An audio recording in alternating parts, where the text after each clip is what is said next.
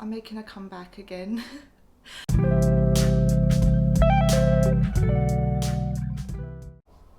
Hey everyone, and welcome back to Luna's Life Safaa story. I hope you're doing really well. Just riding a massive roller coaster at the moment, and yeah, I dipped and I just found things really hard. I don't know if I'm pushing myself too hard or if this is just the journey, but yeah, I have been struggling.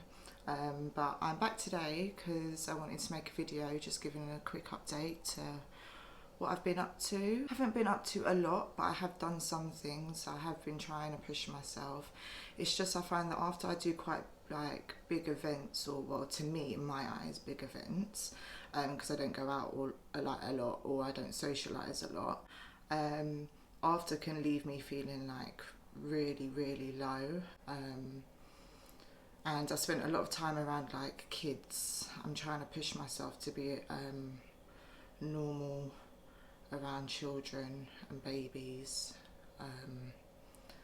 just because I don't want to make other people feel uncomfortable, and it's inevitable, they're everywhere. I just kind of kept myself to myself, but yeah, I just wanted to give you a quick update on a couple of things that I've been up to. About a month and a half ago I did a car boot. I moved out when Luna passed away, so I now live alone, and I just brought a lot of stuff with me, and I just wanted to go through things.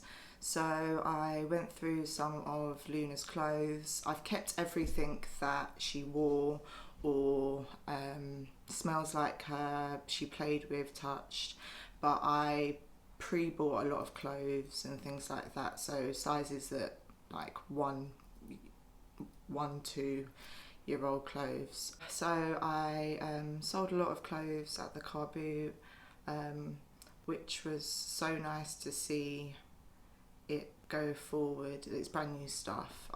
I'm not going to use it, and Lulu's not gonna need it, so yeah, I was able to sell on the stuff. It's just heartbreaking mums seeing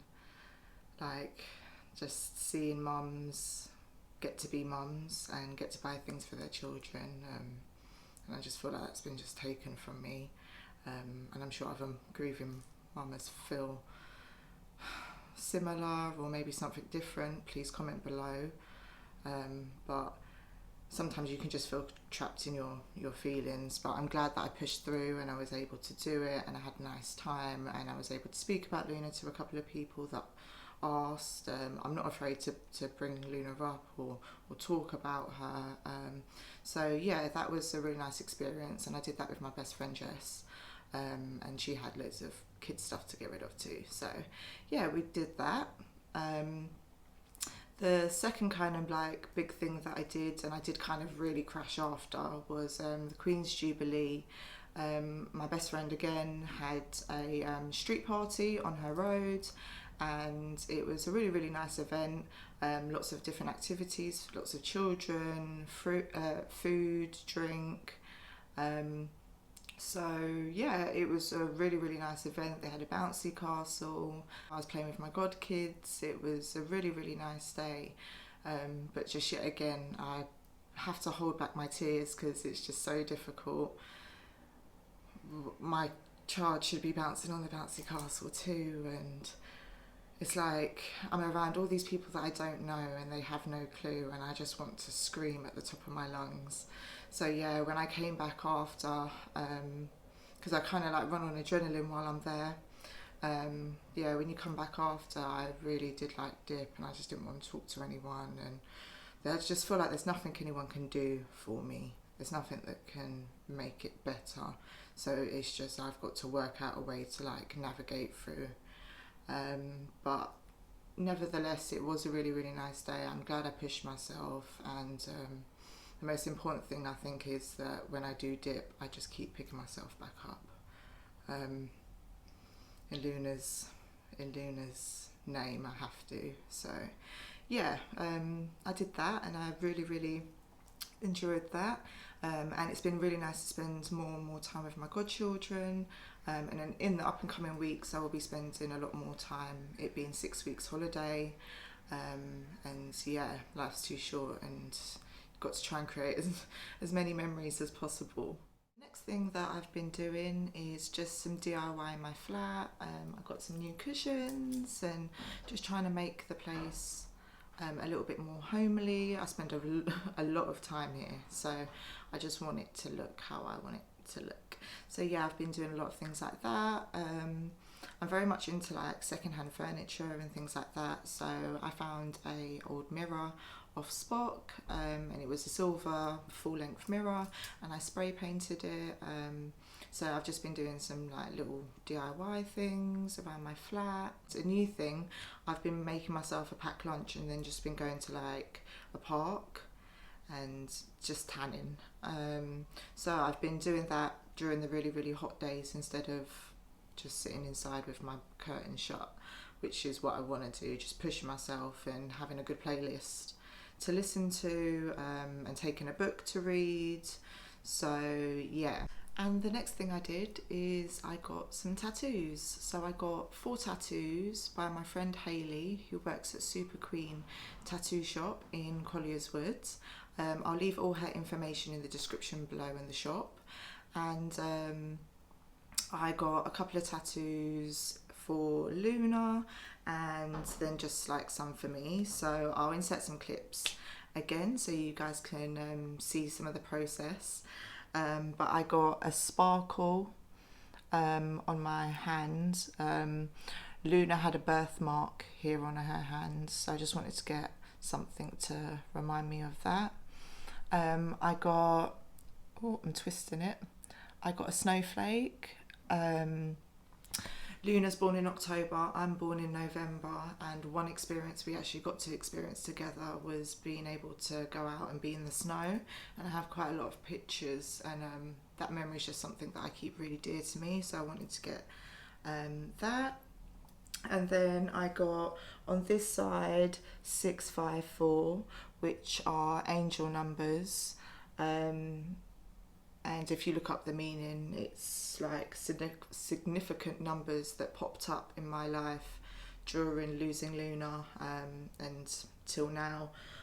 So I wanted to get that tatted. It's just some little numbers. And then I got an evil eye.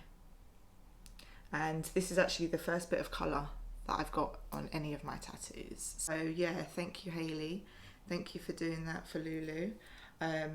And round about November time, I'm hoping to get Luna's portrait. And I've got a big birthday coming up this year, and something that I want to do for my birthday is to have Luna tattooed onto me. Portraits you have to be really careful with. I'm quite okay with going to new artists to get tattoos and then blowing out a little bit. I'm not too like precious about that. I quite like how tattoos look a little bit worn, and so that's okay, but having a portrait and it not look nothing like Luna freaks me out, and there's nothing you can do. Well, you can get it lasered off, but really there's nothing you can do, and it would just ruin the whole experience.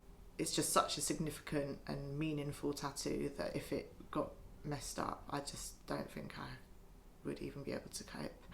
So I'm really trying to look into like researching for the right person. So if anyone has any portrait tattoos and can recommend, please leave it in the description below. So yeah, that's about it really. That's what I've been up to. I'm doing a couple of more things in the up and coming weeks, which I should be able to film and record, so that's exciting for me, and I hope you guys enjoy the content that's coming out. I do think that me dipping in and out of being okay and not okay is going to be a continuous thing, but I want to be raw and I want to be authentic, and I don't want to sugarcoat anything, and it's just really difficult because I miss her so much. My body like craves her, that's the only way I can describe it, and my heart literally feels heavy. So yeah, it's really hard to then maintain a positive outlook on things or have nice things to say, because there's times where I just have nothing positive to say, and that is okay. But I just want to be very conscious of what I put out into the world, because I do believe what I feel and what I put out to the world is what's going to come back to me. So I need to just try and, if I'm feeling in that mindset, do things that are going to help me. And recently I've been trying to do things to try and keep my mind more occupied, because that's when the bad thoughts kind of tend to home in, especially when you're struggling during the day and then at night struggling, and finding it hard to have a routine. And I just see life so differently now, and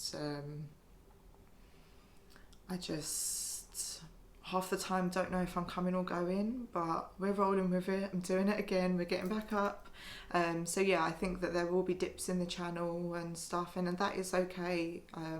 I've come to accept it, of just not feeling bad for anything anymore. I feel like I'm not going to go out into the world and intentionally try to hurt people or do anything. So for me, I just feel like as long as everyone's happy and content, that's the best outcome. So yeah, I'd rather just feel negative in private, but I feel like all the people that I do speak to and people that have been through it, my other grieving mum friends, which I'm so grateful for, and they do explain similar symptoms, exactly the way that I see things now, they see things, fallouts, just I can be very impulsive, but I feel like I'm extremely reflective, and I need to try and put the reflection before before being impulsive. That's something that is like PTSD making me impulsive. So yeah, just trying to like find things that like calm me down or push myself to a certain degree, but know that I've then got 2 or 3 days that I'm not doing anything, not seeing anyone. I haven't got to get up if I don't want to. But yeah, just a quick like life update. I've really rambled on now, but I hope everyone's well. Please comment below, please like this video, and yeah, I'll see you guys soon. Take care everyone.